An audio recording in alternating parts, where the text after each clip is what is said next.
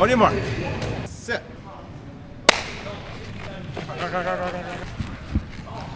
My brother, Ken Thomas, has been a competitive athlete for many years. He may have cerebral palsy, but that hasn't affected his intelligence or determination to win. In 1988, he went to the Paralympics in Seoul, Korea, where 100,000 people attended the opening ceremony.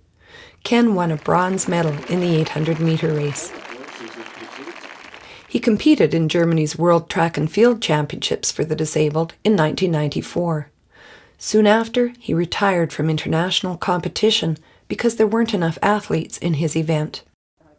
Since then, my brother has focused on his work as a volunteer. He's very involved in advocating for disabled rights. Recently, Ken found out that the World Masters Games are coming to his hometown. He knows right away that he wants to compete in one more international event.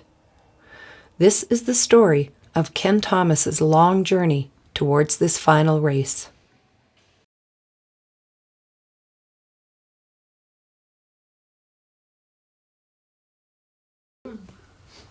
The red ones? The red ones just... Ken's friend, Vin Prasad, has come to his apartment for a visit. This guy here? These two have attended many track competitions together over the years. Vin was one of Ken's coaches. Many of the trips they've taken were sponsored by the Alberta and Canadian Cerebral Palsy Sports Associations. Ken misses competing, but then comes a chance to race again. Masters athletes from across Canada and around the world are coming. Welcome to the World Masters Games in Edmonton, and you can be in the game, not just a spectator. Ken is eager to contact the World Masters organizers. He uses a voice activation program to recite his email. Dear Sir, I am thinking about entering the World Masters Games 10-kilometer road race, which will be held in Edmonton next year. Has there ever been anyone who has done this backwards? I have competed in the Paralympics in the past, and racing again would be a real fun challenge for me. Ken's using his nose to type because he has cerebral palsy. CP affects his speech and the muscle coordination in his arms and legs, but CP hasn't stopped him from being a world-class athlete. As Ken's younger sister and as a filmmaker, I'm anxious to document his attempt to compete one more time. I know that the journey to the World Masters Games began a long time ago. Ken started racing in the 1970s, was enthusiastic about sports as a child, and has been a fighter since the day he was born.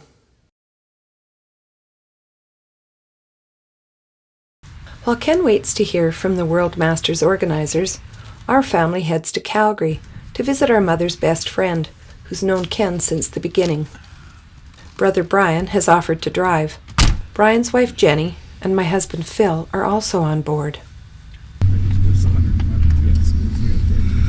Ken and Brian and I were all born in Calgary in the 1950s, but none of us remember much about those early years. We've come to meet with someone who does remember. Here we go. Here we are. Hey, we made it. Madge McAdam, our mother's friend, is celebrating her 90th birthday. Happy birthday. Madge and our mother Sheila met in Calgary in 1939. They went to nursing school together, and she was bridesmaid at our parents' wedding. Madge remembers the day of Ken's birth. Sheila was pregnant, of course, and all of a sudden she started having pains and was rushed to the hospital, and that was the problem. He was too swift coming down the birth canal and had a bit of a cerebral palsy. Oh, yeah. A needle to slow down till the doctor got there. The sedative stopped the birth process. When the doctor arrived, Ken was trapped in the birth canal and suffocating. This caused a lack of oxygen to his brain. My parents were devastated. Well, I think they were pretty discouraged. I know Sheila was, because I remember talking to her in the hospital and saying, well, you know, you just don't know yet. She said, oh yes, I do. I can remember her saying that. Mom was told Ken had experienced brain damage. The doctor advised her to put him in an institution. It was 1951, and that was the kind of advice parents with disabled children were given in those days. But our parents decided to take Ken home. They carried on and loved him just as much as the others. So. Oh, yes. The next place we visit in Calgary is the home of Dorothy Morrison. She was Ken's first babysitter and is a longtime family friend. Because Kenneth, am I right, didn't breathe for 20 minutes after you were born. So really, you are a miracle. You are a miracle, Kenneth. The one memory that stands out in my mind was going to the doctor with your mom and Kenneth, and Kenneth was on the examining table, and the doctor put this object over Kenneth, and his eyes would follow it back and forth or wherever it went, but Kenneth couldn't reach, for it or grab for it like a baby would do. Mom was adamant, always adamant, that there was nothing wrong with Kenneth's brain, because she just said his eyes were so expressive. He used to, peek through the fence there, and his first word was Dorothy, which was so exciting. Ken's mental development appeared to be progressing normally, but he didn't have the same muscle coordination of other babies his age. The doctors weren't sure how long he would live.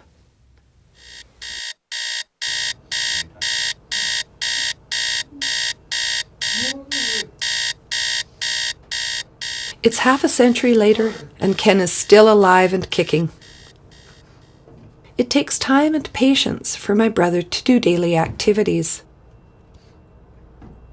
But he's able to live alone because of his specially adapted apartment. These modifications allow him a great deal of independence. His shower is accessible. There's even an electric toilet. Home care workers come in 3 times a day to help with personal care. Ken pays for this help and for other expenses with funding from Alberta's Assured Income for the Severely Handicapped program.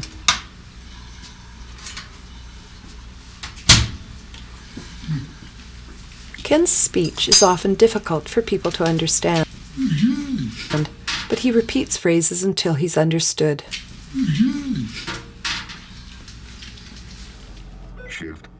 Today my brother is checking out the World Masters website. He finds out that his friend Nicole Poirier is sports director for the Games. Well, the World Masters Games are actually the largest international multi-sport event in the world. They are taking place in Edmonton, and we're expecting over 16,000 athletes in 27 sports over the 10 days of the Games. So it's absolutely huge and very exciting. Essentially, it's online registration, and so you fill in all your personal information, pay your registration fee, and you're registered for the Games. Although he has sent in his information, Ken is not registered. His application has been rejected.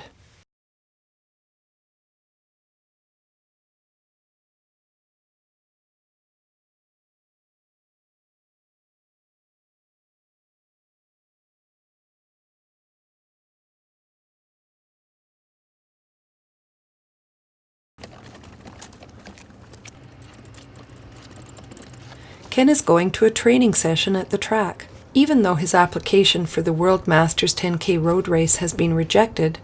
Well, essentially his application came in, and I, understanding who Ken is and that he's competed in many other events, did not have a concern with him participating. But we did need to work with an international technical delegate, and their concern is who's going to be watching out for Ken if he's going to run into somebody or something. The international technical delegate and safety officer, who do not know Ken, have ruled out wheeling backwards in any road events. They welcome him to register for the 10K race if he reels forwards. But Ken is determined to compete in the only way he can, using his racing chair, which is designed to go backwards. All right, Ken. Let's get in and let's get on the track. Let's do a 10-minute wheel just to warm up. My brother's former coach, Vin, helps him get set up. Ken's three-wheeled racing chair has been custom designed, and he's made his own modifications by attaching a wire to his wrist, which helps with steering. He's also added a small mirror on the side to help him see where he's going.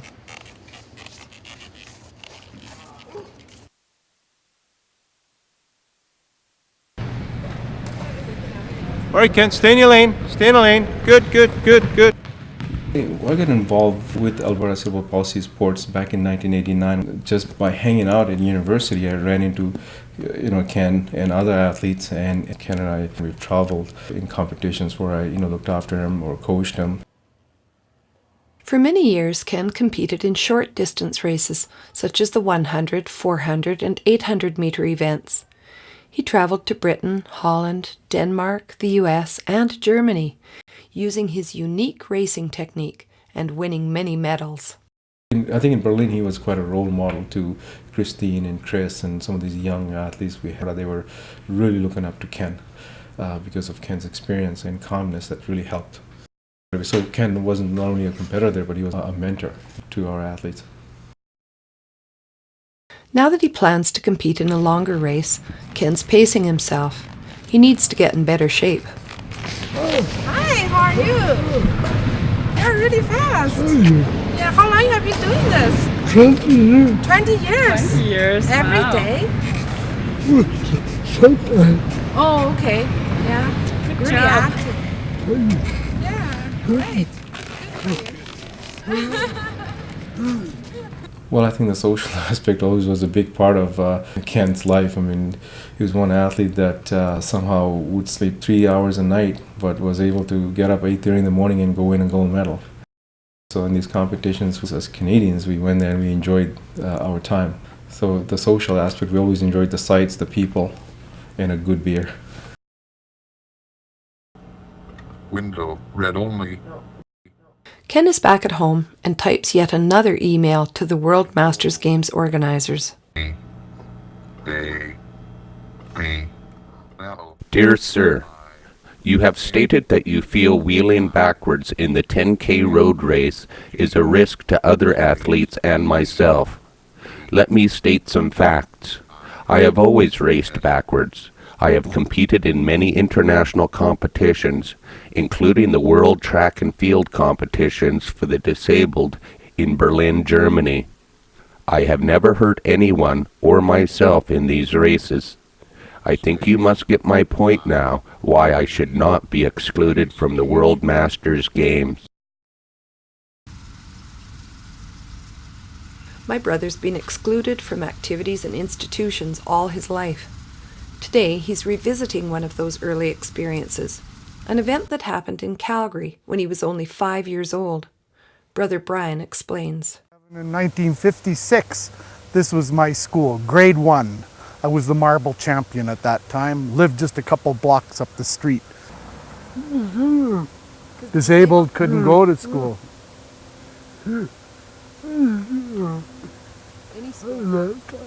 At that time. So Ken took a handy bus to Calgary's cerebral palsy clinic, where he received physiotherapy treatment and a bit of schooling. A year later, our father was transferred to Lethbridge in southern Alberta.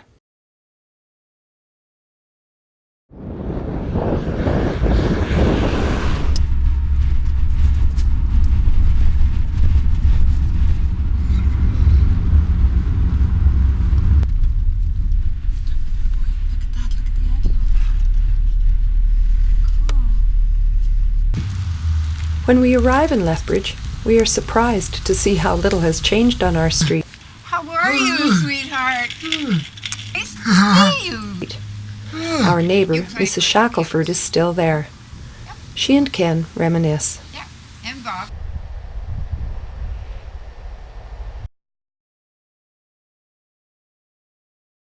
My brother was happy in our new home, but while Brian and I headed off to school, Ken had to stay at home with our mother.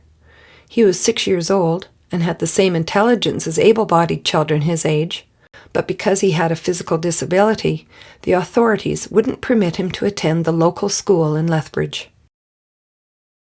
My parents made the difficult decision to send Ken back to Calgary. At the cerebral palsy clinic there, he could continue his schooling. For 4 years, he lived with caring foster families.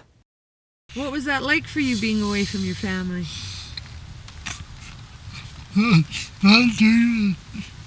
Not too good. Why?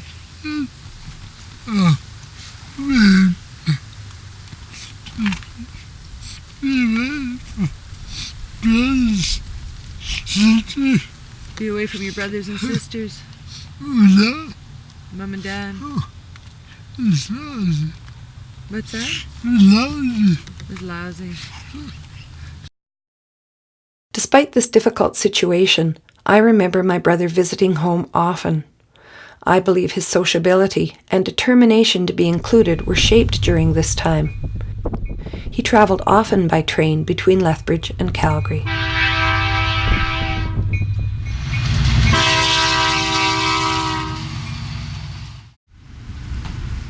We're back in Calgary because we've heard there's a woman there who worked at the CP clinic in the 1950s.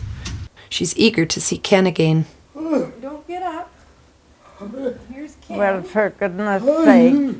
Well, Ken, it's a long, long, long, long time. Yes. You look just like your dad. Yes, isn't that something? He does. As we talk, we find out Clara is 100 years old and has a fabulous memory. I was the occupational therapist, and I taught the children to dress themselves and feed themselves and learn to walk and talk and went to school. You went to school, Ken, didn't you? Yes. Ken says he remembers you teaching him to type. Yes, yes. And then you started type with your nose, didn't you?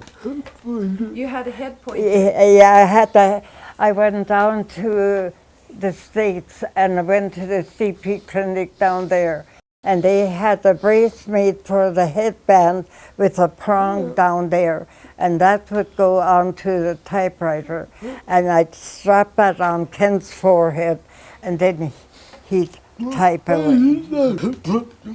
You used a head pointer for 25 years. All through school. Oh, for goodness sake. It wasn't an easy job, but it was rewarding. Yes, when you saw progress, that made your heart just jump for joy. Yes, it did.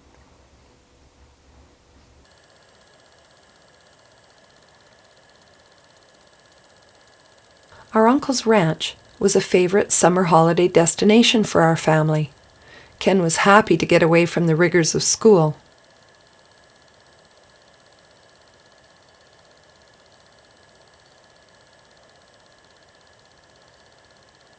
Our relatives provided a valuable support system for all of us.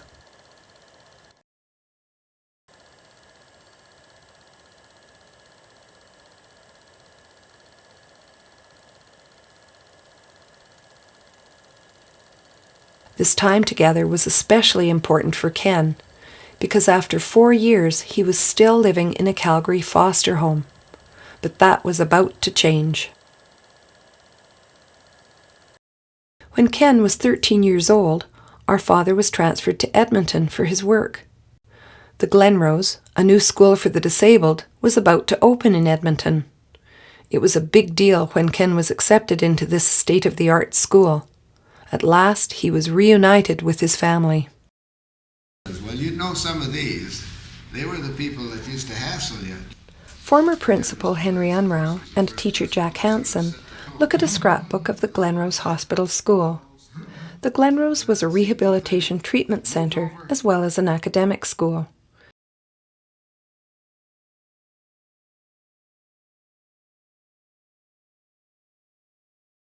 It was, I'd like to say, like a family. It was even better than a family, actually. We had fun in a good, constructive manner.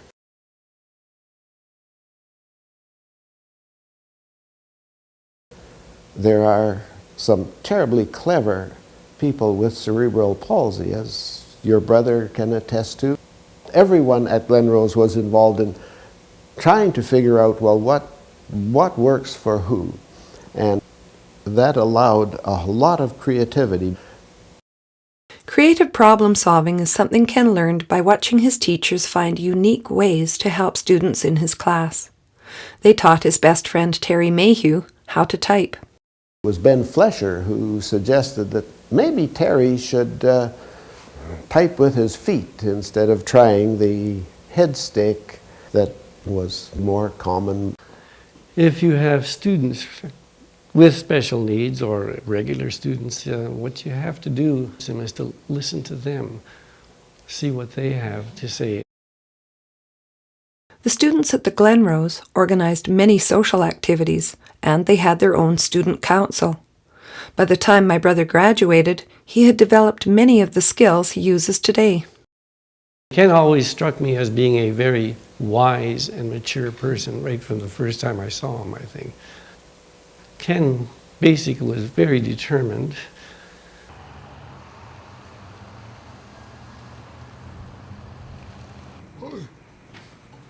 Determination is still one of his best qualities. Although he hasn't yet been accepted into the World Masters Games, he's continuing his training by working out at the Stedward Centre. The centre's founder was the first president of the International Paralympic Committee. His name is Robert Stedward. He helped move disability sport out of hospitals and onto the world stage.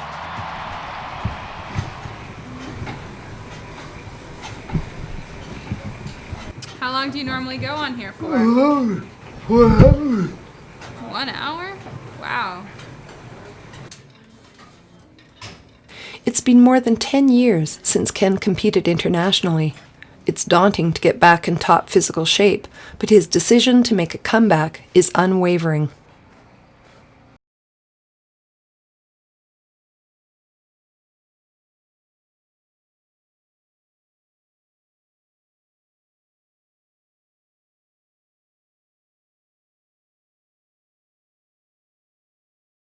Ready? Ready.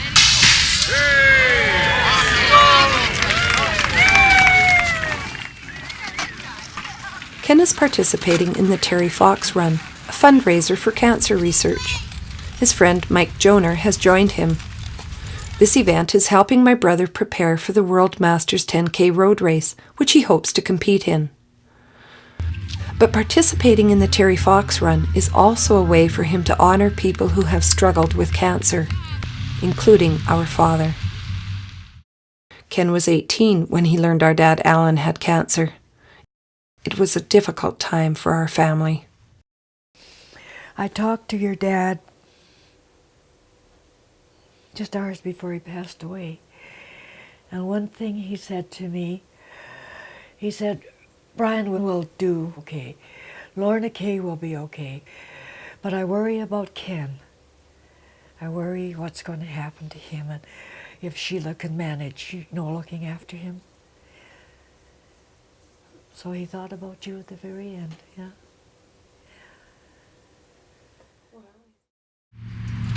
After Dad died, my brother took some important steps towards independence by taking courses offered at Grant Macqueen College. He's attending a reunion for students who've taken the Community Enrichment Program. He asks his friend Les Wiegand if she'll read a speech he's prepared. In June of 1975, wow, 30 years ago this month, I graduated from grade 12. I had no idea what I was going to get into in the future now that I was finished high school. I was not that knowledgeable about doing things independently because I had lived with my parents most of my life. They always helped me in doing everything in the community, like going shopping and banking, driving me everywhere. In September, a new pilot program started up called the Community Enrichment Project. Some other friends I went to school with, and myself, signed up to try this new program. One day, I was told to go down to Woodward's store and buy something for myself. I'd never gone shopping before by myself. I was really nervous about going by myself and having to ask for help from a clerk. I did it without any problems. This was the day I started to do things independently for myself without being afraid.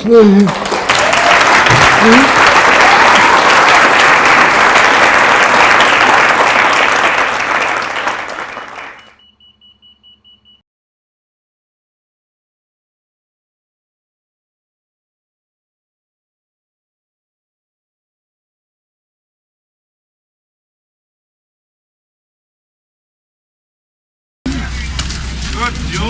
Good. Good. Fischer? Yeah? That's it? Come here. Yep. No, we put it in the bag. Got it on here. No. That's okay. It's good. Money? Oh, that is, what's that? Yes. So, your shirt. That comes out here. It's good, eh? Go ahead. So for you.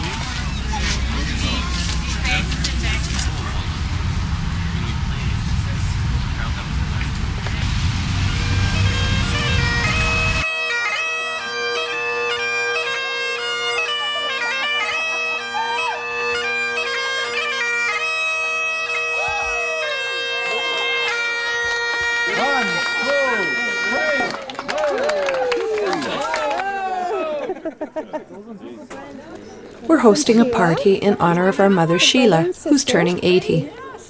I would like you to raise your glasses and wish Mum a happy birthday. Happy birthday! Well, I'm so glad to see you all here. And I hope you all have enjoyed the outing. I am enjoying it. And thank you for coming to my birthday party. Mum is a very active 80-year-old and is a devoted mother and grandmother. Sheila's been especially committed to caring for Ken, who spends almost every weekend with her. She was his sole caregiver when he was 23 and still living at home, a big job for one person. My brother was ready to move out, but there were few housing options for him or other young adults with disabilities.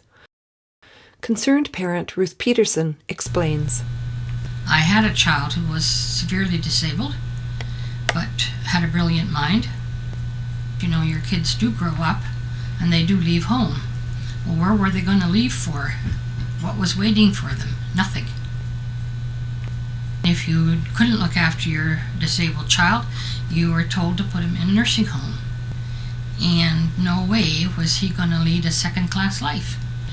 So my dream was, of course, to have a residence.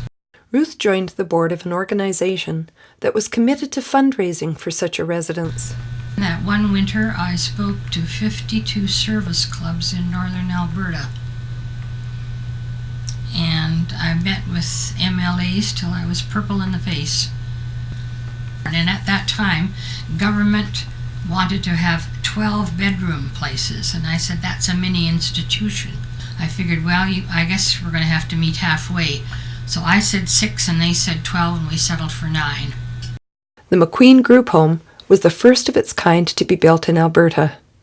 Over the 15 years that Ken lived there, he and many other residents learned skills for independent living. My brother left the group home in 1990 to move into a housing co-op, but he often visits friends like Ruth's son Jerry, who continues to enjoy living at Macqueen. If you come across something that you feel very strongly about, or it affects your life totally, emotionally, physically, and everything else, then do something about it. As a matter of fact, when Jerry was 7 months old, the pediatrician told me put this child in an institution and forget you ever had him. I picked up my child off his desk and said, "Over my dead body," and he never saw me again.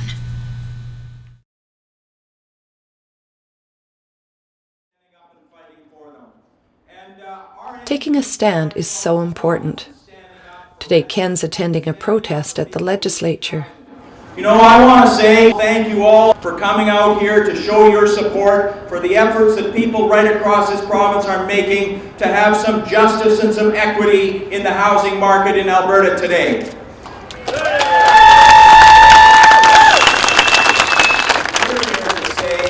That is unacceptable.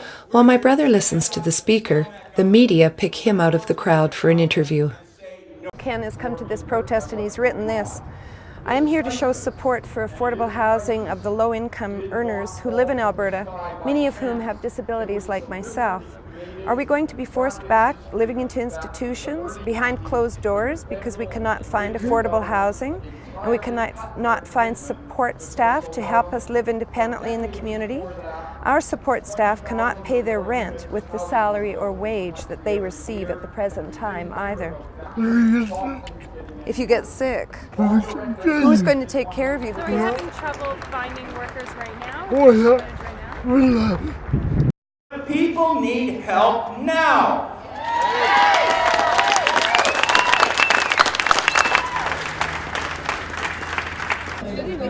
Yeah, well, thanks. It's good to see you, Ken. Thank you for coming today. We'll see you again. Ken's well known at the legislature because for many years he's been fighting for affordable housing and home care for Artspace, the housing co-op where he now lives. At a party celebrating the 15th anniversary of Artspace, Ken explains what happened. He says, I remember the demonstration that was held at the legislature before Artspace opened to get the government to provide the funds for the sales staff so that us in the wheelchair adapted suites who need assistance with our personal care, etc., could move in. Thank God we were successful in our endeavors that day, because I've loved living independently in my own apartment these past 15 years. My brother continues to fight for changes in society that allow those in his community to live independently. Ken is a member of the City of Edmonton's Advisory Board on Services for Persons with Disabilities. Each year, committee members assess buildings that have been designed or retrofitted to be barrier-free. They offer recommendations to the building owners for further changes. At least it'll support you, whereas that, I'd be skeptical whether that... Committee members also decide who will receive a Mayor's Award. I'd like to thank everyone who contributed. Each year they honor individuals and organizations that have helped address issues, needs, and services related to persons with disabilities.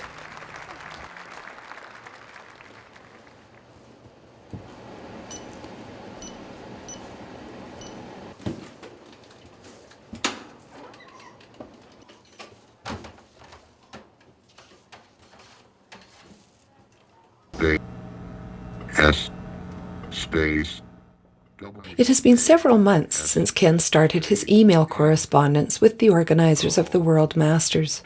He has still not been accepted into the Games.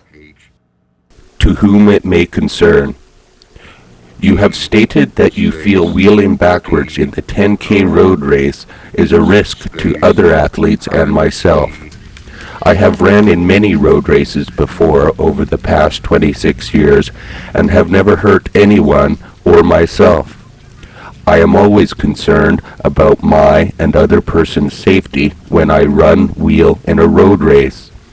I will try to find a friend to run with me as a guide like a blind runner does. I hope we won't have to go to court over this little disagreement.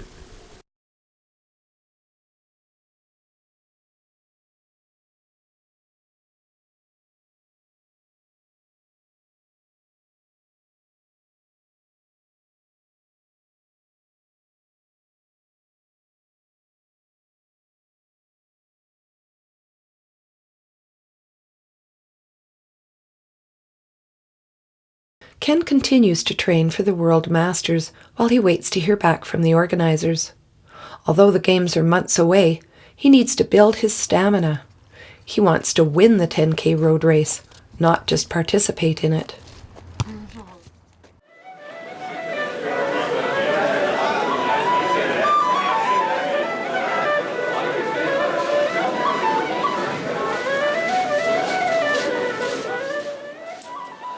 For more than 40 years, my brother has been attending football games. His love of competitive sports came from our father and our cousin Alan Valdez. Alan was the halfback for the Calgary Stampeders in the late 1950s, but Ken cheers for Alan's rival, the Edmonton Eskimos.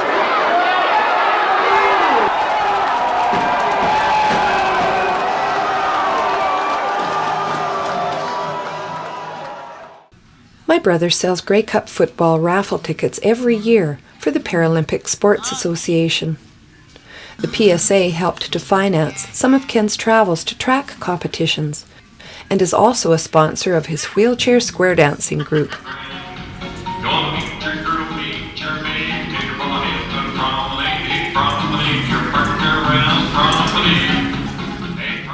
Today, the ladies of the Swinging Spokes have come out to help him celebrate his 50th birthday.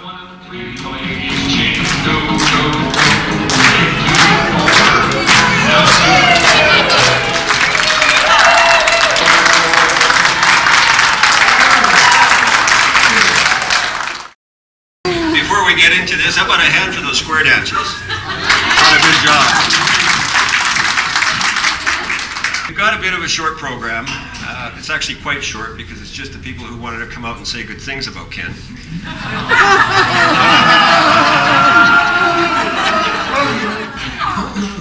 Among other things too. But he's very respected around the world. I mean, still when we go to international competition, there's a lot of people still asking about him. I went to my first protest with you and on the legislature when I was younger. But on behalf of Ken today, it's party time. And these comments are his words. I thank you. Thanks, Mom, for bringing me into this great world. I know I didn't want to breathe for 20 minutes. I was not quite sure the air was all right to breathe. Thank you for all you and Dad did in raising me and fighting to get me and other differently abled children into schools so that we could get a decent education. Thank you for taking me on summer holidays with Brian and Lauren all over BC, Alberta, and other places. Thanks to the teachers who taught me how to read, type, add, subtract, and everything else.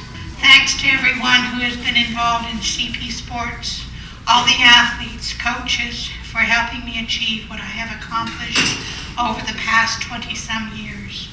I'm getting faster as I'm getting younger. Thanks to all my co-op friends and neighbors. Thank you to the support services staff members who help fill my face with food 3 times a day. A special thanks to Carol, I think, who has an obsession with my face. She has to shave me even when I do not want to. I wonder if I can grow a beard when she's away on baby leave. Oh yes, thank you for everything you do, Brian, Lorna, Jenny, Phil, Carrie, Scott, Alex, Haley. Thank all of you for including me in everything you do.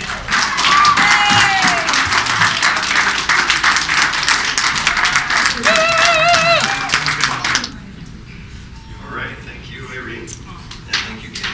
Thank you.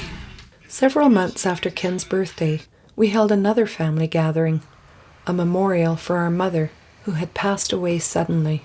I'd like to welcome you to this celebration in honor of my mother, Sheila Thomas. And I really do feel that this is a celebration, and I hope you enjoy looking at all the photographs. So these pictures really document a lot of our family history. It breaks my heart in two to have to say goodbye to you.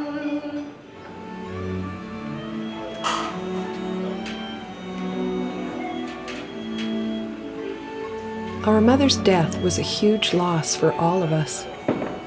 but Mum and Ken were particularly close. She was his best friend and biggest fan. We all wondered how he would manage without her.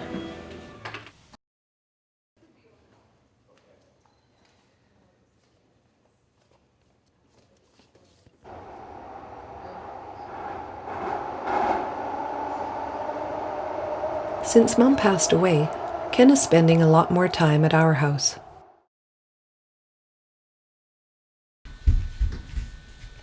Merry Christmas, Kaylee Kathleen.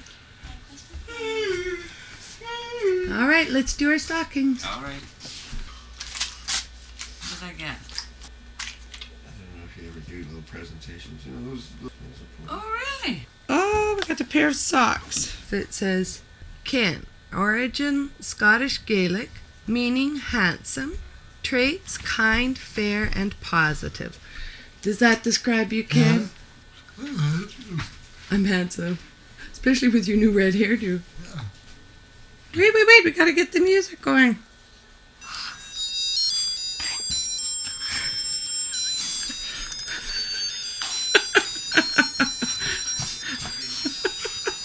You're nuts. You're nuts, Ken. Our family heritage is Scottish on our mother's side. Sheila was an award-winning Highland dancer. Great-grandfather McLennan was a world champion bagpiper in Scotland. Perhaps that's who Ken gets his competitive spirit from. Come on, get over here. Okay, I'll do a still photo. Gotta get right down in there. Okay. I got it. My brother is always up for something new. So for Christmas, the family is giving him a howling good time. Okay, so where are we off to? To the Spray Lakes to go dog sledding. Yahoo! Now I'll go over the tour and I'll start off by telling you about our dogs. Very energetic dogs, also very, very excitable. At the moment they are quiet, but once they get harnessed, they get very excited and they do a lot of barking, howling, yelping, bouncing up and down. Can't wait to go.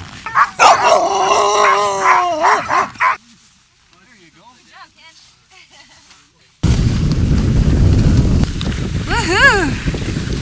Are you having a good time? What are you doing? You're sledding. Have you ever dog sledded before, Ken?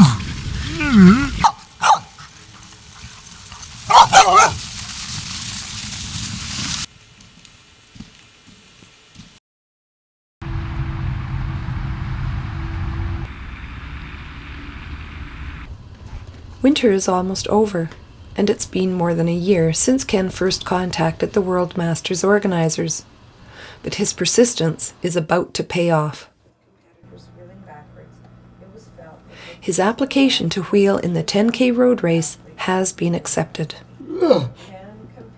Nicole Poirier, who has advocated for Ken, explains why the international organizers have changed their position. It was just a matter of putting the right safety precautions in place. Ken has a bit of a different way that he competes. He competes in a backwards position. We did need to work through the international technical delegate, and so them not ever having seen that before, were unaware of what does that mean, and you know, the fear sometimes that goes along with not really understanding. And so the parameter that was put on Ken's participation in the games, because we want him absolutely to be able to have the opportunity to compete, is that he would have to have someone running with him. That person could be essentially a safety person for Ken. Our friend John Devlin has agreed to be that safety person, and today he's helping my brother scout the route where the 10-kilometer road race will be held.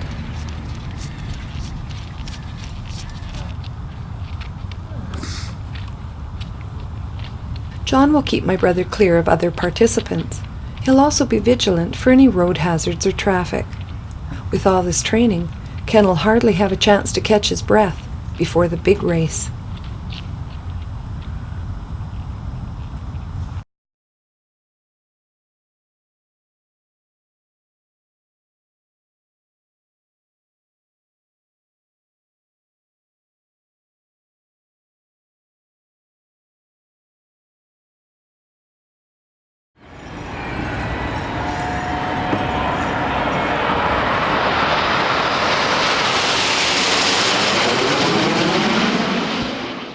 The World Masters Games have begun.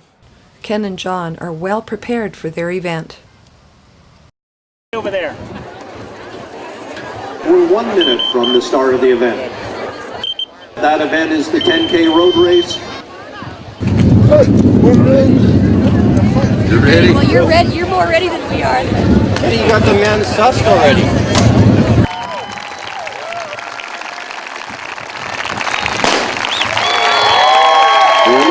There's the wheelchair division. Again, they'll be making a loop of the track and then heading out of the stadium onto the 10K course.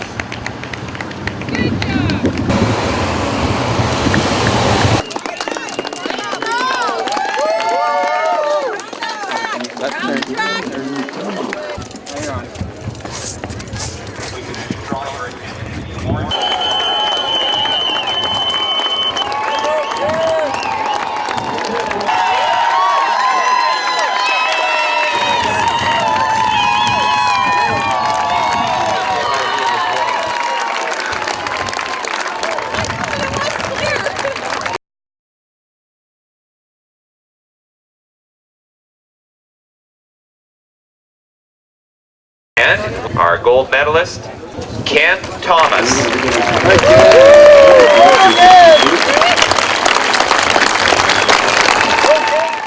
While the cheering crowds recognize Ken's achievement in this race, I know he has spent a lifetime getting here, and that he'll continue to fight for equality for himself and others in his community.